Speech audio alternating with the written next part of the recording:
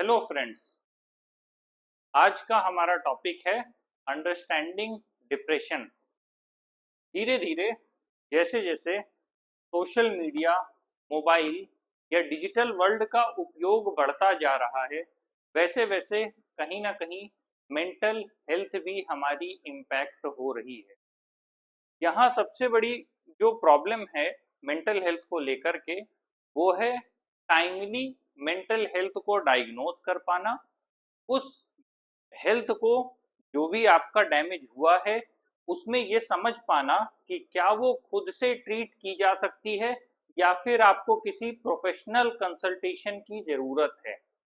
और अगर आपको प्रोफेशनल कंसल्टेशन की ज़रूरत है तो समय रहते उस कंसल्टेशन तक पहुंच पाना और प्रॉपर मेडिकल केयर सीख कर पाना।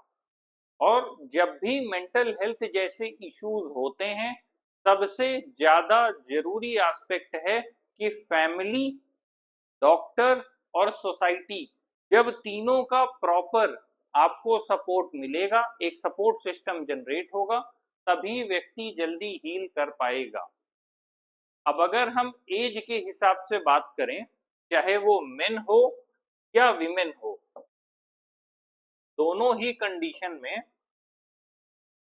अलग अलग स्टेज पर अलग अलग तरह की प्रॉब्लम्स हो सकती है। अगर हम बात करें ये मेल की लाइफ हो और ये फीमेल की लाइफ हो, और अगर आप इसको लगभग एज के हिसाब से बांट देते हैं, तो हर एज के अपने इश्यूज हैं।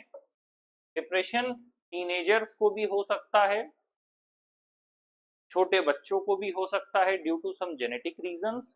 इसीलिए सबसे ज्यादा जरूरी है कि प्रॉपरली आइडेंटिफाई किया जाए कि कौन सा मेंटल हेल्थ डिसऑर्डर है और उसके अकॉर्डिंग फिर आगे ट्रीटमेंट स्टार्ट किया जाए। तो अगर आप इस एज की बात करें तो इस एज में चाहे वो मेल हो फीमेल हो, सबके चैलेंजेस अलग हैं। जब टीन एज प्यूबर्टी हिट करते हैं या जो उनकी डिफरेंट जो भी बायोलॉजिकल साइकिल है, उनकी टीन एज के ड्यूरेशन में जो भी बॉडी में चेंजेस आते हैं उनको लेकर के, जिस तरह के, क्योंकि बॉडी में चेंज होने का डायरेक्ट कनेक्शन हार्मोन के रिलीज होने से है, और डिप्रेशन सीधे सीधे कहीं ना कहीं मूड स्विंग से जुड़ा हुआ है। तो अगर विमेन है तो विमेन में जब भी प्रेगनेंसी का ड्यूरेशन हो या उसके बाद का ड्यूरेशन हो, उस समय केयर कैसे है। पोस्टपार्टम डिप्रेशन है, तो डिप्रेशन हमेशा किसी ना किसी रीजन के साथ आता है, बिना किसी रीजन के डिप्रेशन नहीं होता है। कोई ना कोई ऐसी एक्टिविटी होगी या कोई ऐसा इवेंट होगा जो डिप्रेशन में लेकर के जाएगा। हो सकता है बच्चे के मार्क्स अच्छे नहीं आए इसलिए वो डिप्रेशन में चला जाए। हमारा जो स्टेट ऑफ माइंड है थोड़े समय के लिए गड़बड़ होता है। जैसे किसी को गुस्सा आ रहा है तो बहुत तेजी से गुस्सा आया, लेकिन वो थोड़ी देर बाद चला गया। वो गुस्सा अगर परमानेंट रुक जाएगा तो आदमी की रक्त धमनियां काम करना बंद कर देंगी। आई मीन जो ब्लड वेसल्स है, क्योंकि ब्लड उतना ज्यादा बॉडी पंप कर नहीं पाएगी। तो गुस्सा आया चला गया, टेम्परेरी स्टेट है। कोई भी इमोशन आया चला गया, एंगर हो, फियर हो, लस्ट हो, लव हो, ग्रीड हो, कुछ भी हो, ये जितनी तरह के आपके जो भी इमोशंस हैं वो आए और चले गए, एक परमानेंट स्टेट में नहीं है, तो इशू नहीं है। लेकिन जब एक टेम्परेरी स्टेट बन जाए कि आप मतलब टेम्परेरी स्टेट से एक परमानेंट स्टेट में शिफ्ट हो जाए, जब एक परमानेंट स्टेट आने लग जाए कि कोई व्यक्ति उदास ही है, वो परमानेंट ही उदास है, वो कोई काम नहीं करना चाह रहा, या फिर वो काम करना चाह रहा है लेकिन काम नहीं कर पा रहा, तब वो डिप्रेशन है। इसीलिए कई बार लोगों को लगता है कि जो लोग मेंटल हेल्थ से जूझ रहे हैं उनको ऐसा लगता है कि सामने वाला काम नहीं कर रहा, but in a real way हो सकता है वो किसी प्रॉब्लम से सफर कर रहा हो। किसी का बच्चा नहीं पढ़ाई कर रहा तो लोगों को लगता है कि शायद मस्ती कर रहा है, लेकिन हो सकता है उसे किसी तरह का मेंटल हेल्थ इशू हो, क्योंकि मेंटल हेल्थ का जो एरिया है वो काफी लार्ज है और लोगों को उसकी जानकारी नहीं है। तो अगेन, ये किसी भी रीजन से हो सकता है, ये ऑफिशियल प्रेशर से हो सकता है, जॉब में टॉक्सिटी से हो सकता है, रिलेशनशिप में टॉक्सिटी से हो सकता है, टीन एज में आपका एग्जाम प्रेशर से हो सकता है, एकेडमिक एग्जाम से हो सकता है, रीजंस कुछ भी हो सकते हैं। कोई एक रीजन आया, उसने आपको हिट किया, आप नीचे को गिरे और उसके बाद आप उठ के रिकवर नहीं कर पाए, तो वो रीजन ऑफ डिप्रेशन है। क्योंकि जब भी डिप्रेशन आएगा तो पहले फाइंड आउट करिए कि रीजन ऑफ डिप्रेशन क्या है। जब रीजन मिल जाएगा तो आप उसको हटा देंगे। अब अगर किसी ने कोई सनक बना ली कि मुझे ये एग्जाम क्रैक करना है और आपका एकेडमिक लेवल उतना नहीं है, तो ऑब्वियस सी बात है कि जब आप उस एग्जाम को हिट करेंगे तो आप अल्टीमेटली नीचे को ही गिरेंगे या फॉल डाउन करेंगे। तो जब वो सनक बना ली आपने कि मेरा हो जाना चाहिए और सिलेक्शन नहीं हुआ, तो फिर आप एक लंबे समय के लिए डिप्रेशन में चले गए। लेकिन यहाँ पर जो चीज हुई वो फॉल्स एक्सपेक्टेशन से हुई। तो अगर वो कॉज पता चल जाए तो फिर कॉज को लेकर के फिर हम डायरेक्शन दूसरी शिफ्ट कर सकते हैं। अगर आखिरी अटेम्प्ट था तो आगे कुछ नहीं हो सकता। तो again it is a matter of your thought process. ये आपको ये पता चल जाए एज अ थॉट कि सिर्फ ये एग्जाम ही जीवन नहीं है, जीवन के और भी आयाम हैं या और भी रास्ते खुले हुए हैं। अब अगर कहीं पर आपके पास आखिरी अटेम्प्ट है, आपका सपना था वही बनना और आप उधर नहीं जा पाए और आपको वहां से जाना पड़ा, या आप किसी स्पेसिफिक एग्जाम में जाना चाहते थे, due to your medical condition आप वहां नहीं जा पाए, या फिर आप कहीं जाना चाहते थे, किसी ने आपका नाम किसी फर्जी मुकदमे में डलवा दिया और आप उस डायरेक्शन में नहीं जा पाए, प्रोसीड नहीं कर पाए, तो इट्स बेटर कि समय रहते आप अपने डायरेक्शन चेंज कर लें। जैसे ही डायरेक्शन चेंज होगा, कॉज ऑफ डिप्रेशन डिप्लीट हो जाएगा एंड मे बी आप अपने बेटर स्टेट में आ पाएंगे। तो डिप्रेशन वही है कि जब टेम्परेरी मूड स्विंग आपका परमानेंट होने लग जाए। मतलब अगर आप एक जो स्टेट ऑफ माइंड है, वो स्टेट ऑफ माइंड परमानेंट अगर नेगेटिव रहने लग जाए तो वही आपका डिप्रेशन कहा जाएगा। साथ ही आप जिस तरह से महसूस करने की जो आपकी क्षमता है, अगर आपको किसी भी चीज में अच्छा ना लगे, जैसे लोग कहते हैं कि कोई व्यक्ति कंसंट्रेट नहीं कर पा रहा, तो अगर वो किसी भी चीज में कंसंट्रेट नहीं कर पा रहा तो फिर वो मेंटल हेल्थ है। आप उसको मूवी देखने को दे दीजिए और उसके मूवी देखने के बाद उससे कहिए कि उसे स्टोरी क्या थी। अगर वो स्टोरी सुना ले रहा है, इसका मतलब उसकी मेमोरी में कोई प्रॉब्लम नहीं है, वो किसी एक जगह पर लंबे समय तक अपने को टिका के नहीं रख रहा है, तो वो अटेंशन की प्रॉब्लम है, कंसंट्रेशन की प्रॉब्लम नहीं है, मेमोरी की प्रॉब्लम नहीं है। तो इसी तरह चेक कर सकते हैं। और डिप्रेशन की बात यह है कि छोटे छोटे काम भी काफी ज्यादा बड़े लगने लगते हैं। जो काम दूसरा आदमी इजीली कर लेता है वो करने में आपको काफी लंबा समय लगता है, और जब समय ज्यादा लगता है तो इसकी वजह से आपको कहीं ना कहीं ये लगता है कि दूसरा वो काम इजीली कर रहा है और आप हीन भावना में जाने लगते हैं और उससे एक और नेगेटिव स्टेट जनरेट होता है। साइंस एंड सिम्टम्स क्या हैं? परसिस्टेंट सैडनेस और एम्प्टीनेस, आपको खालीपन सा लगेगा। डिप्रेशन का मतलब है कि आपका कुछ भी नया करने का मन नहीं करेगा, किसी तरह की हॉबी परस्यू करना, कोई नई चीज देखना, जानना, समझना, बाहर निकल के घूमना, तो जो आपकी क्यूरियोसिटी है वो खत्म हो जाएगी। एक तरह का जो खालीपन है वो लगने लगेगा, क्योंकि आप एक्टिविटी कोई भी परफॉर्म कर नहीं पा रहे, कुछ भी नया आप ग्रहण करना नहीं चाह रहे, तो वो डिप्रेशन का स्टेट और बढ़ जाता है। इसीलिए जो आपको फील हो रहा है उसका अपोजिट करने लगी है। अगर आपको क्यूरियोसिटी नहीं फील हो रही तो आप फिर भी कुछ ना कुछ जानने की कोशिश करिए। अगर एम्प्टीनेस लग रहा है या परसिस्टेंट सैडनेस लग रही है तो आप ऐसी चीजों को देखना शुरू करिए जिससे कि आपको चीजें अच्छी लगने लगें। मतलब अगर आप दुखी हैं, अगर आप सैड हैं, तो सैड सॉन्ग सुनने की बजाय थोड़ा ऐसे सॉन्ग सुनिए जो आपके मूड को थोड़ा इनहेंस करने का काम करें। किसी भी एक्टिविटी में मन नहीं लगेगा। डिप्रेशन की सीधी सा मतलब यही है कि अगर बच्चा कोई भी काम नहीं कर रहा है, अगर वो कोई स्पेसिफिक काम नहीं कर पा रहा तो ठीक है, लेकिन अगर वो किसी भी काम में एक जगह टिक कर नहीं रह रहा तो इसका मतलब ये डिप्रेशन का ही सिम्टम है। सबसे इंपॉर्टेंट चीज है कि स्लीप साइकिल बिगड़ जाती है। तो स्लीप साइकिल जैसे ही बिगड़ेगी तो आपको पता चल जाएगा कि कुछ ना कुछ इशू होना शुरू हो गया। अगर आप सही समय पे सो रहे हैं, जरूरी नहीं हो सही समय किसी के लिए रात के 10 हो सकते हैं, किसी के लिए रात के 1।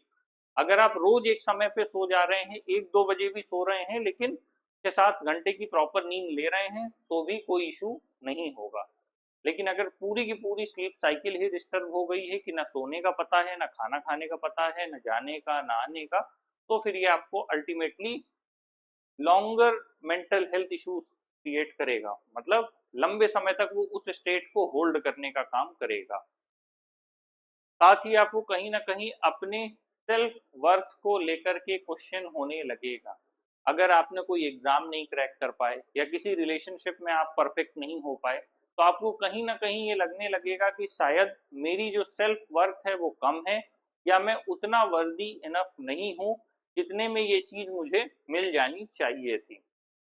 और ऐसे में लगातार जब आपको वर्थलेसनेस की फीलिंग आएगी, आपको लगने लगेगा कि जिंदगी किसी काम की नहीं है, हर चीज बेकार है। क्यों बेकार है? क्योंकि आपने इंटरेस्ट यहाँ पर लूज कर दिया।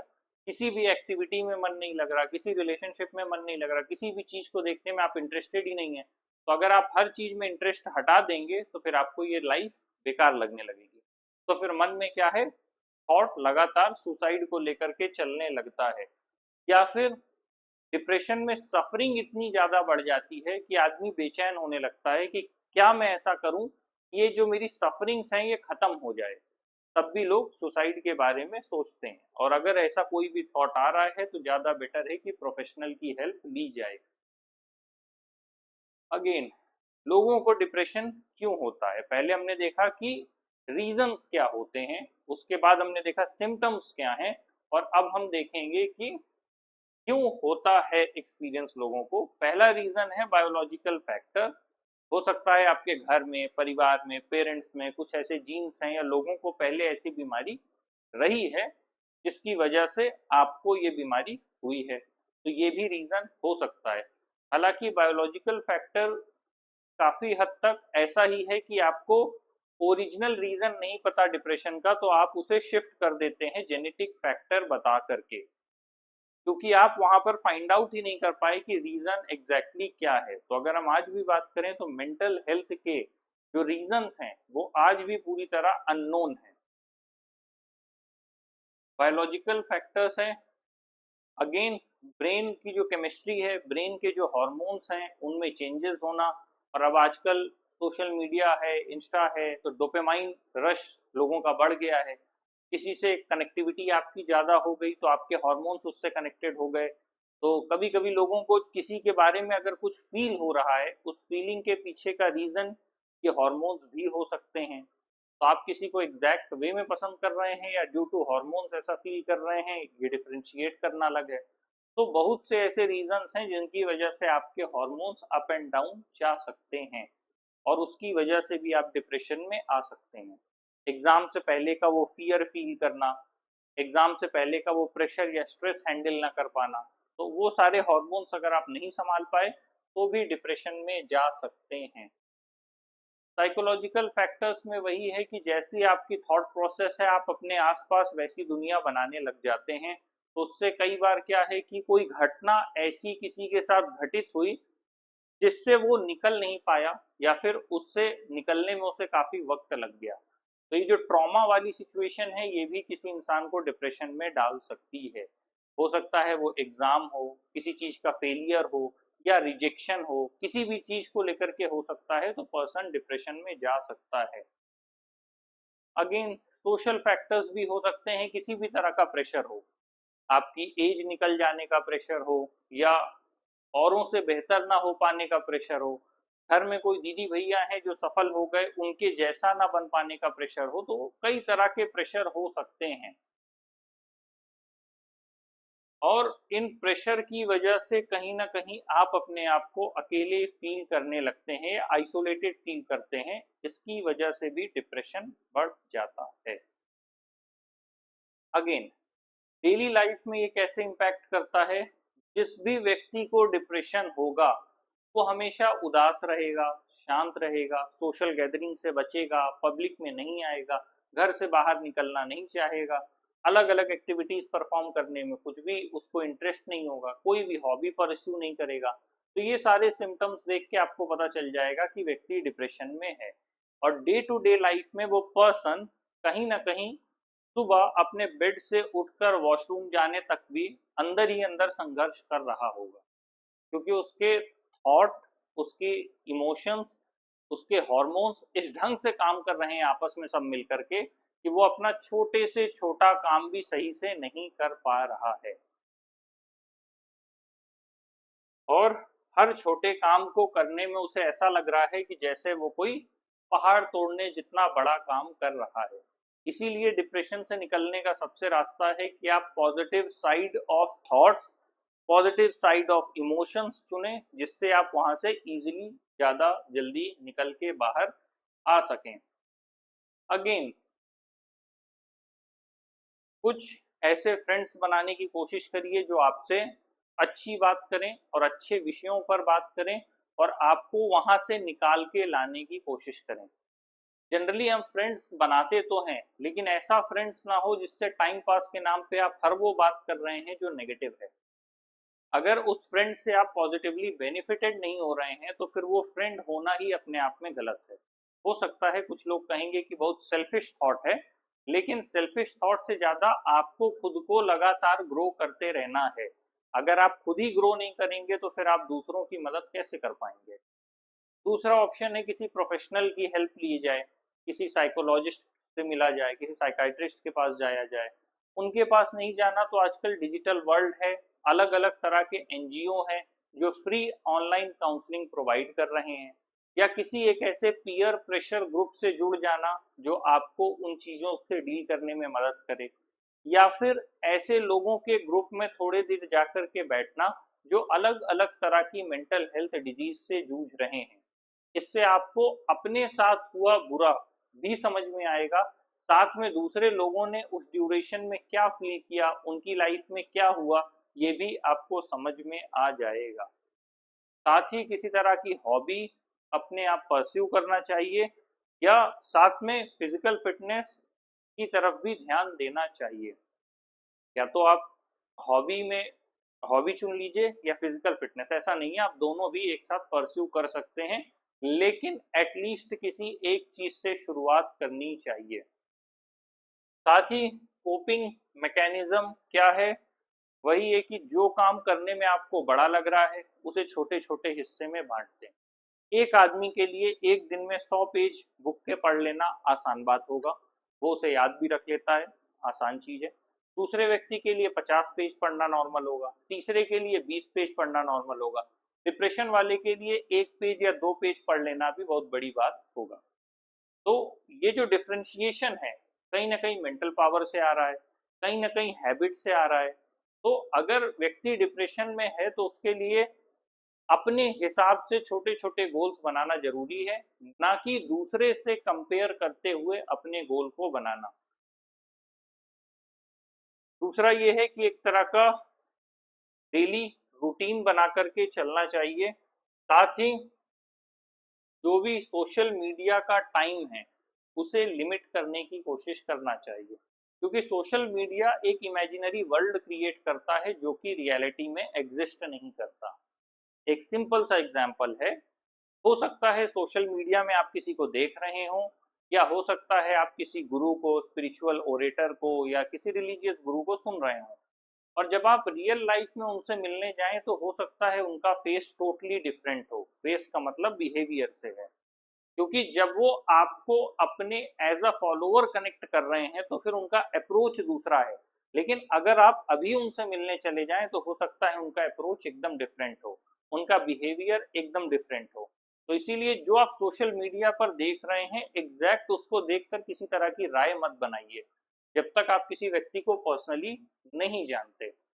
इसीलिए सोशल मीडिया का जो टाइम है थोड़ा लिमिट करने की जरूरत।